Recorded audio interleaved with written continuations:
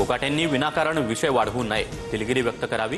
कृषी मंत्री कोकाटेंना प्रवीण दरेकर यांचा मित्रत्वाचा सल्ला. प्रफुल्ल लोढा छोटा मासा मोठा मासा मंत्रिमंडळात.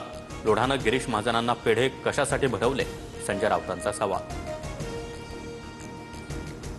हनी ट्रॅप प्रकरणातला आरोपी प्रफुल्ल लोढा विरोधात बावधन पोलीस ठाण्यात बलात्काराचा गुन्हा दाखल.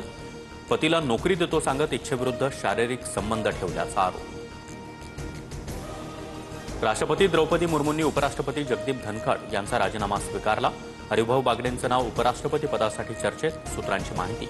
तर संसदेच्या बैठकीसाठी धनखड यांच्या जागी हरिवंश सिंह उपस्थित राहणार.